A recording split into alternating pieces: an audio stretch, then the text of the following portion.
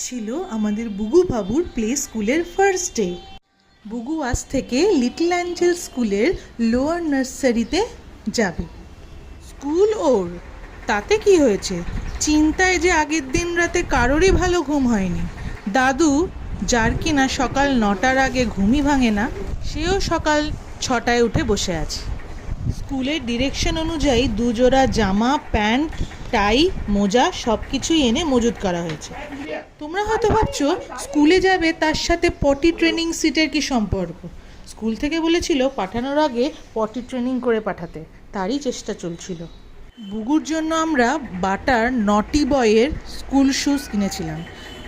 জুতো দুটো দেখতে ভালো হলে কি হবে, বড্ড ভারী। বুগু কিন্তু পরে মোটেই কমফোর্টেবল ফিল করছিল না। যাই হোক, কিনে যখন ফেলেছি ইউজ তো করতেই হবে।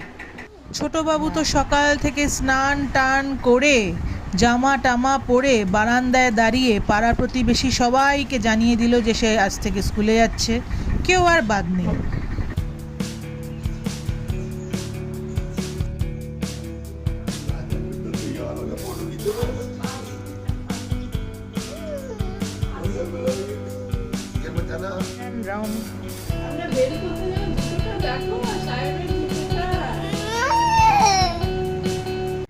গাড়িতে 2 দাদুর সাথে তারপর সে চলল তার স্কুলের জন্য।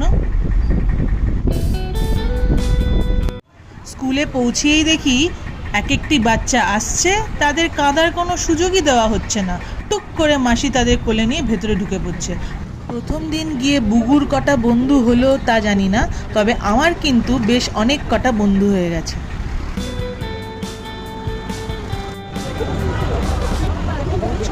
স্ট্রেসফুল লাইফে প্লে স্কুলে কিছুটা সময় সকালে কাটানো দেখছি একটা বেশ থেরাপির মতো কাজ করছে।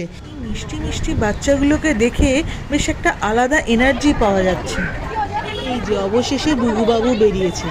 আমি তো ভাবছি বাবা, ও কি আবার অসুস্থ হয়ে পড়লো নাকি? কেঁদে কেটে একেবারে নেতিয়ে পড়েছে যেই না দাদুকে দেখেছে। বাপরে বাপ, সে কি কার নেই, আই কার্ডটা দেখালে তবেই বাচ্চাকে ছাড়া হচ্ছে। দাদুও তেমনি নাতিকে নিয়ে একেবারে গাড়িতে উঠে পড়লো।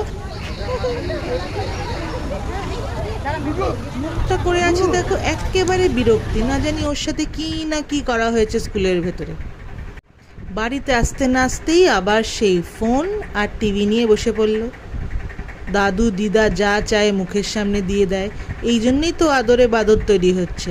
যাকগে, প্রথম দিনটা গেল, আবার কালকের অপেক্ষা।